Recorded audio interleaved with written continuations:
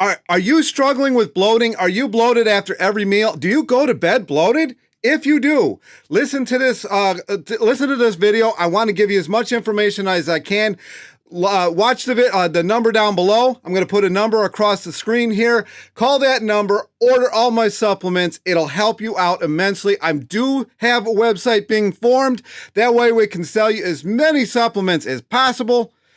Hello, my name is Ryan. This is High Carb Regenerator. Welcome to my channel. I'm just kidding there. I wanted to sound like Furman or any other these doctors that's selling supplements, right?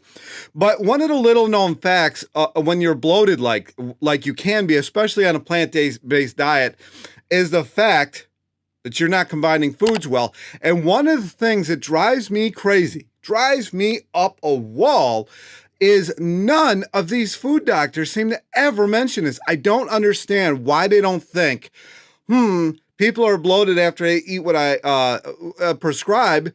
Maybe we should food combine correctly. Or if you watch Furman, he tells you to eat soup with like avocado in it, salad with nuts on it and beans on it, and then he tells you to have a piece of fruit. Like that's not going to create a gas bomb. And I guarantee somebody's down in the comments section, well, it works fine for me. Okay. All right. I love the like 0.1 percenters out there who just really got keyboard warriors.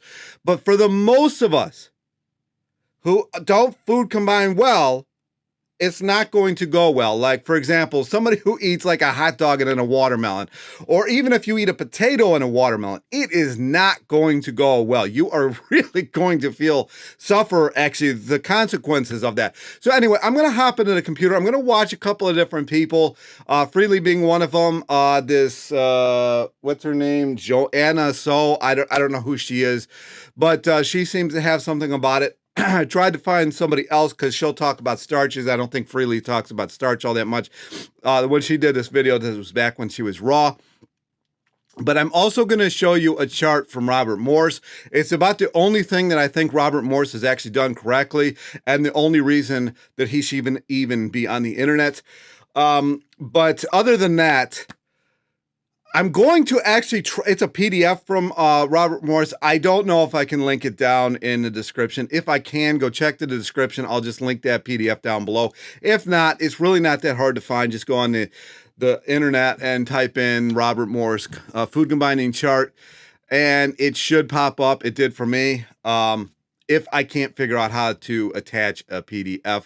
I did do a video similar to this in my Patreon, but nobody saw it because nobody joined. Anyway, let's get rolling. So in the beginning here, I'm going to have myself off to the side so you can see this. So this is Robert Morse's, food combining chart. Hopefully, like I said, I can figure out how to attach this to the description down below. So let's get over here. So you can just see sweet fruits, subacid fruits, acid fruits, berries. It's always understood that organic is best if possible. Always wash chemicals off all of your foods before eating. I rarely do any of that. Sweet fruits combine well with subacid fruits and berries. Do not combine sweet fruits with melons or acidic fruits. And so the acidic fruits, you see, like one of the combinations you see all the time is bananas, pineapple, and strawberry. And if you're having issues with bloating, that could be why. And it's interesting that oranges that are ripe go to subacid fruits, but oranges that are greenish go to acid fruit. So pay attention to that. Berries really seem to be kind of like the greens of the world. They don't really affect anything. Acid fruits combine well with subacid fruits, and berries. Do not combine acid fruits with sweet fruits or melons. As far as the melons, if you're going to eat melons, just eat them alone. So here's the melons. I guess papaya is considered a melon, according to him. So cantaloupe, honeydew, watermelon, and papaya. I don't think papaya is really edible in any capacity, but eat it if you like it. Green drinks, So no beans, grains, and animal products are not fit for man to eat. Whatever, dude. No nuts. I mean, how many civilizations have thrived off of what he just said? You know, like beans, grains, and it's just. I mean, think of how healthy potatoes are. No, nuts are permitted in small amounts when not detoxing. Try to get your foods tree, vine, ripe if possible. I mean, that's always, but they don't ship well. So it's very hard to even get that in your life. And then I can't really see this because of the screen, but this basically is what this, little diagram here is. Proteins and starches, don't do them together. Protein and vegetables is fine. Fruits and berries, no vegetables. Melons basically just eat them by themselves. No, there's every way to melons is no. Starches, vegetables, and that's strange. Veggie fruits. Oh, I guess like tomatoes and everything like that. They mix pretty well. And that's it for this. So I'll be right back. I'm going to change things around and then we're going to watch Freelee's thing real quick. All right, I'm back. So let's get started. And here's Carb Crunches. That was her chart. So, pause it on here or take a screenshot maybe of this or whatever you need to do. Now this is Carb Crunches. This was definitely when she was raw vegan. I'm almost positive. So that's why I pulled the other woman in just because she's obviously not raw vegan. The Banana Girl here. Today is day 24 of my 30 videos in 30 days. And today's topic is food combining. So this is a big one. It is really quite complex. Okay, so we're going through it in a 6-7. We're going to work. I still cannot figure out why the hell do you live like this? I don't understand. Turn the heater on. 7-minute video. Did not have one?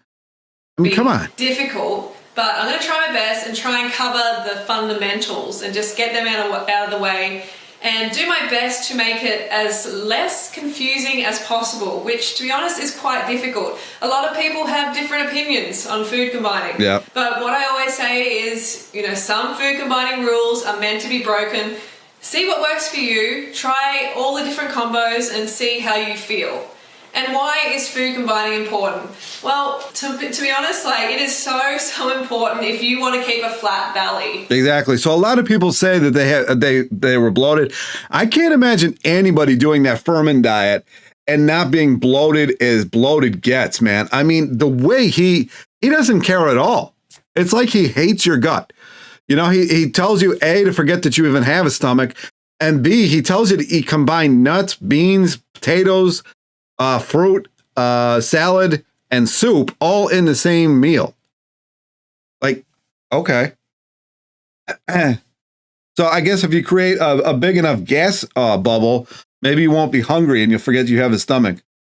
All right, I can remember so many times in the past when I had no idea about food combining, having this big bloated belly, and it's really uncomfortable. So that's a big thing, having a nice flat belly and a nice efficient colon, because different foods digest at different rates depending on how much water they contain and whether they're fat. And definitely always start off your day, if you're going to eat melons, always start your day off with melons. Don't eat them in between.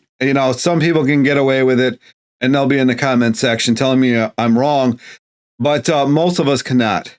Fats or starches, etc. So today I'm going to take you through some of the basic principles. So let's start with the melon, or let's come over here for a start. These are the different groups. So we've got melon, all right, it's kind of by itself there. We've got liquids, water, juice, coconut water. We've got sweet fruits here, bananas, dates, pears. Coming back here, we've got fats. And no, I'll talk about this in a second. Never have it. That coconut oil stuff is terrible. Fats, we got sub-acid, so kiwi fruit and apples. I mean, we would have sub-acid as well, stone fruit. I would have a much bigger variety, but the fruit is very limited at the moment, so this is all we have.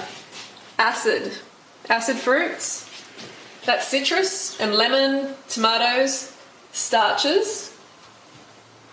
Okay, greens up here, and we've got dried fruit. All right, so let's go back to the melon. Dried fruit is not in Morse's at all. And actually, I believe this is a reverse osmosis right up here. People have been asking. I think that's what I don't have one. I just keep going to the store and filling up my 10 or 5 gallon jugs. Melon. So melon is one that has to be eaten by itself because it's so high in water. Eat it alone or leave it alone. It's at least 97% water. So it digests really, really quickly and it runs into all the other food that you're eating. Like, just say that you had, oats or something for breakfast and then you had... If you're juicing stuff, a lot of this doesn't apply at all. Some of the crazy stuff I've juiced over the years and it's been fine. Some bananas and that for lunch, and then you had melon for dinner. That's going to really cause a traffic jam because it digests so fast, it catches up to even the oats that you had in the morning. It catches up.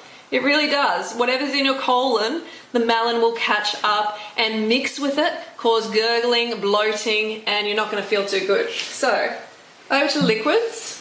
Okay, so here we have the liquids. Okay, liquids need to be consumed by themselves, unless if you're making a smoothie, then you can add water and you can add juice to the smoothie, and it seems to digest fine when it's been pulverized with the fruit. But if you're going to have it away from, if you're going to have liquids, have them away from solid food. So say you drink some juice, you can have some solid food pretty quickly after it. But if you have solid food and then juice, it's going to not digest. Yeah, not good at all. Not good. Even a water. If you want to drink water, drink it all before you eat.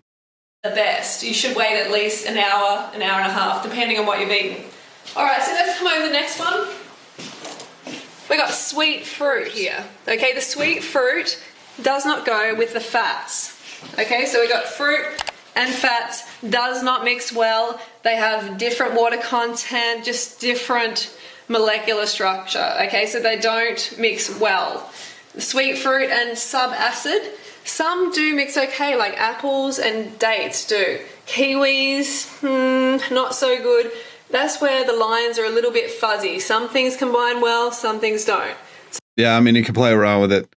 So, go on to, I haven't been talking as much in this one. This really isn't a reaction video. I just want to get the information out there. I think this is probably my most asked, video. Acid, sweet fruit and acid, no. These do not really mix well. Look, you don't want to be putting tomatoes and bananas together. No. It doesn't even sound good. It sounds terrible. I saw somebody making a video the other day or actually today, about mixing avocado and banana to make like a pudding. I'm like, how terrible is that? Sweet fruit and starches, don't do it. No, it doesn't work. Okay, sweet fruit and dried fruit. Not so much. I recommend dried fruit is just eaten by itself because it's so low in water. It digests at a different rate to fresh fruit. Perhaps you could suggest that they put water with it to Yeah. Well, if you want it to digest better, then definitely soak it in water and it will inflate with the water. I hate the way that tastes. To each their own. If you like the way that tastes, the only time that tastes good is if you had like a bumper crop or something like that with tomatoes during, the fall harvest, and you dehydrate a lot of tomatoes. It makes a really, really, really, really good tomato sauce. Like if you combine fresh tomatoes and the ones that you dried, it's really good. And it will digest better. Good point, Mum. So we got greens. Oh, sorry, we've got to go back here. So we're going still in the sweet. Sweet fruits, they go with greens. Greens go with everything. Yep. All greens is a universal. It kind of it'll mix with almost anything. Right. Next one is the fats. So the fats, I don't recommend you eat this. I recommend you slather it on your skin. So let's get this out of the picture. These ones, nuts. This is all I recommend for fats for a whole week. Is avocado, just one avocado, or this much nuts.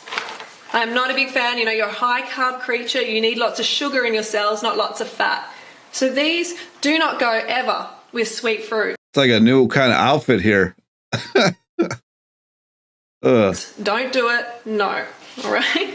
Subacid, sometimes they can go okay with some subacid fruits, and I recommend that you look up subacid fruits. Berries, for example, do go well with fats. Okay, berries do mix quite well with fats. Berries, like I said, are kind of like the greens of the fruit world.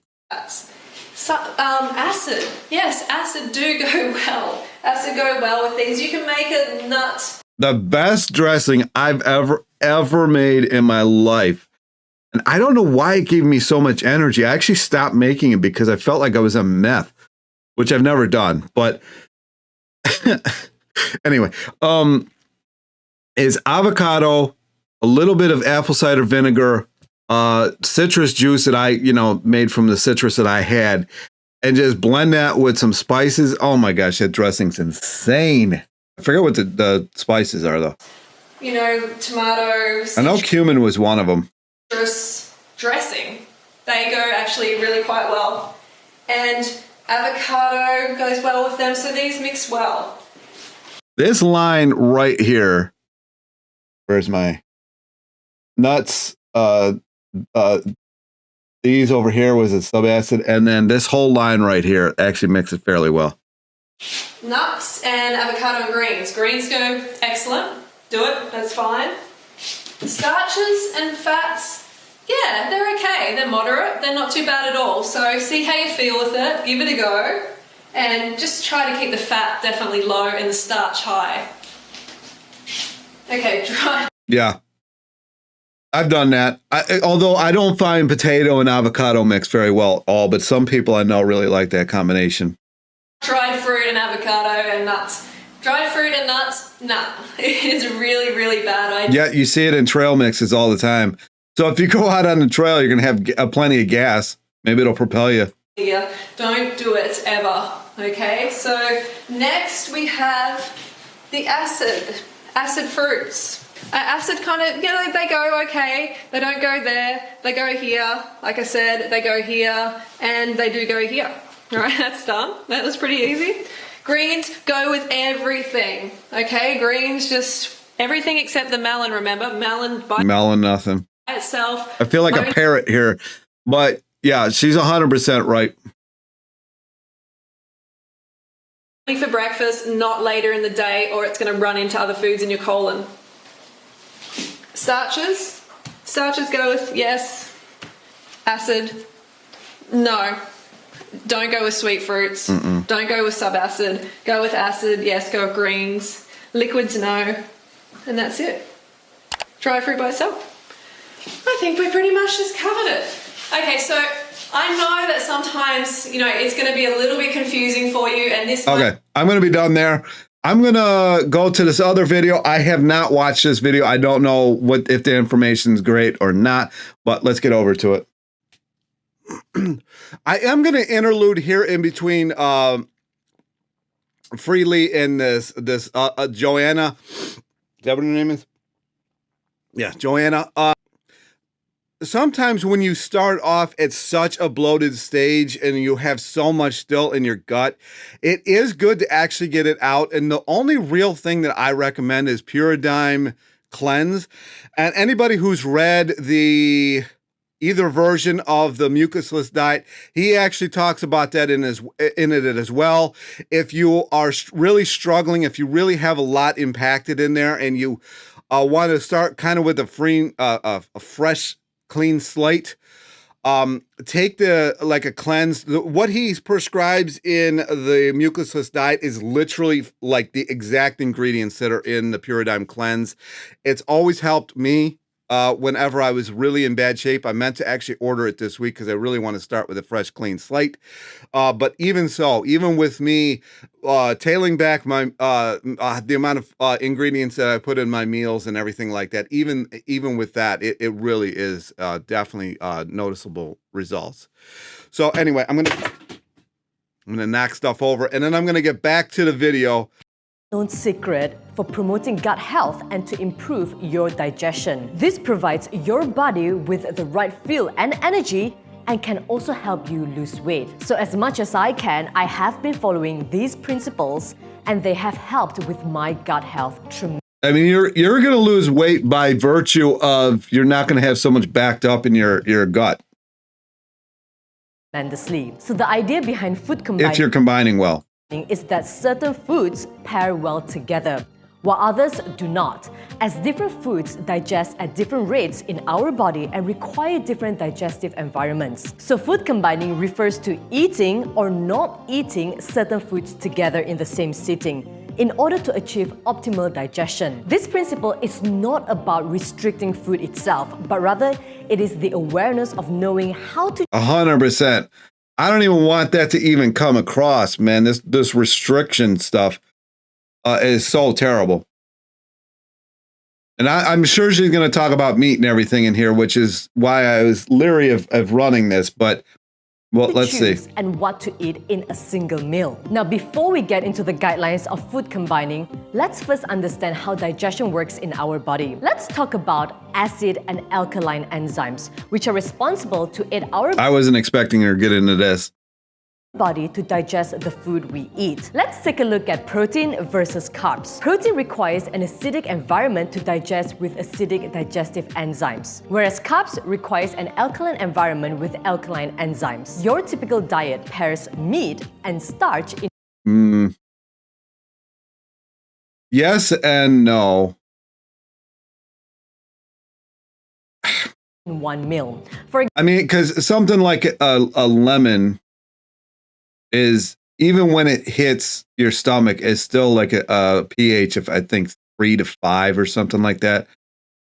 You know, anything in that kind of range. For example, you might enjoy a piece of steak together with potatoes or chicken with rice. Protein and carbs have opposite digestive requirements, and eating them together causes your body to release both acid and alkaline solutions. The acid and alkaline solutions. That's why when you go to like a steak restaurant, you know, I'm absolutely not advocating any of this, but you see people bragging about how like their gut grows afterwards because you just cannot combine this stuff. Solutions will neutralize each other, which can slow digestion and cause post-meal sluggishness or bloating. This is because your body is using more energy digesting than needed. Hence, understanding food combining principles can help support the health of your entire gut. Here are 5 really simple principles. First, do not combine protein with starch in a meal. As you know now, Yeah. The only exception to that is greens is actually, if you look at the breakdown of the macronutrients of greens, and I know it doesn't have a lot in it, but it is pretty heavy in protein. That is the exception, but I would not like mix tempeh or something like that with starch. In order to be digested, protein needs an acidic environment. This whole topic right here is a lot less prevalent in the plant-based vegan world, because even protein, like things high in protein like beans, are still considered starches.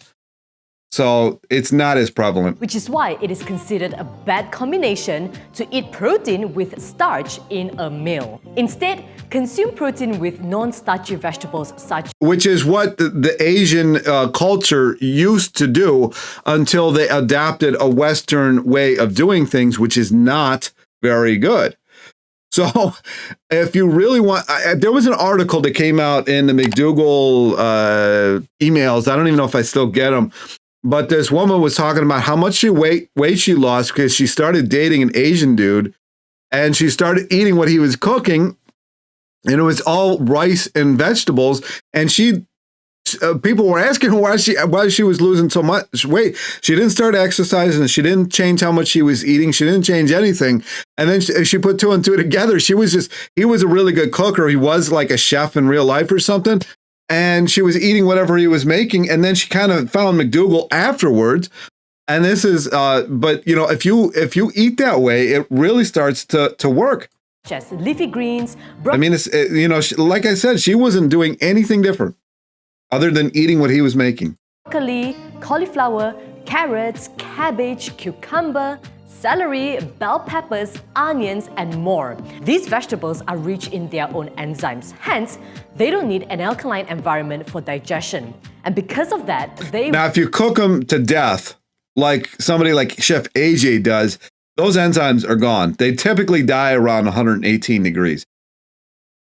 So, you know, it's here nor there.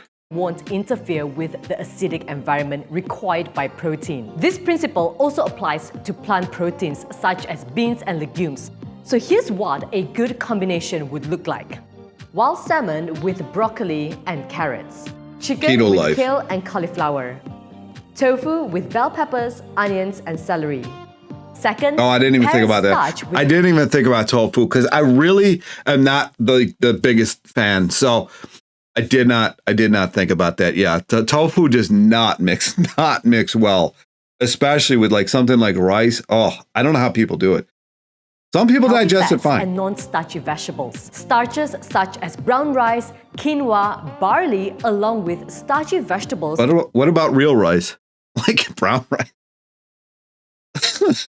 Sorry. such as sweet No. potato, corn, and squash need an alkaline environment for digestion. So this is what a good food combination would look like.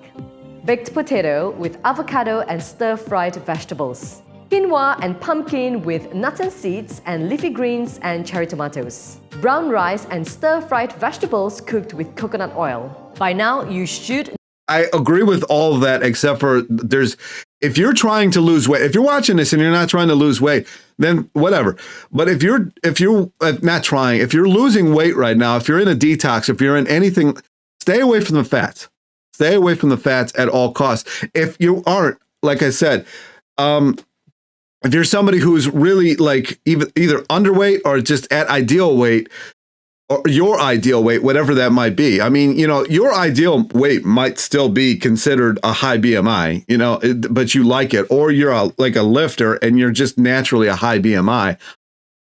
You can add the fats in, but if you're somebody who is not in that realm, if you're overweight or losing weight, or if you want higher performance on the bike or whatever sport that you're doing, I would stay away from fats as much as possible. Even somebody who's lifting.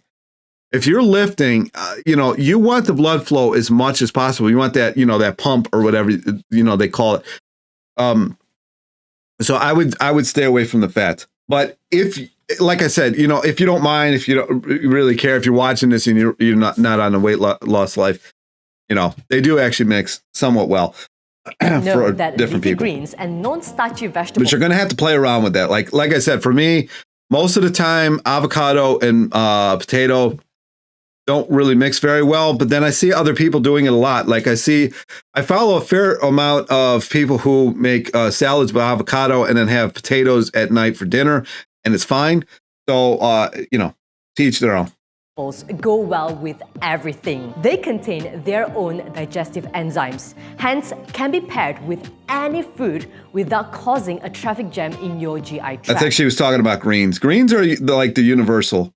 If you're totally confused with the food combining rules, to keep it simple, simply choose a single macronutrient, whether it's protein, starch, or healthy fat, with leafy greens or non-starchy vegetables. It is as easy as that. The next And I think I'm gonna. Well, we'll see what she says eat about this. fruits alone. Fruit is a simple sugar that digests very rapidly in roughly 20 to 30 minutes. Yeah, 100%. If you eat a fruit-based diet and you just ate, make sure you're close to a bathroom. If it's all you eat, or if you're cleared out from the last night and you have most of your day is fruit, you're going to want to stay close to a bathroom. She's going to be talking about the protein thing here. I don't really advocate a lot of protein, largely because after 10 years of actually more than that, I started lifting in 92. I think we started buying designer whey in 95. My buddy and I. So I've did a high protein for a long time, like 15 to 20 years, and it's taken its toll. So I don't really suggest the high protein at all. I'm going to stop it here. I think this gave you enough information to go on. You know, as always, play around with it a little bit. You know, there's going to be different people who have different abilities of digesting things differently. But for the whole scope of things, these are some really good guidelines to stick around.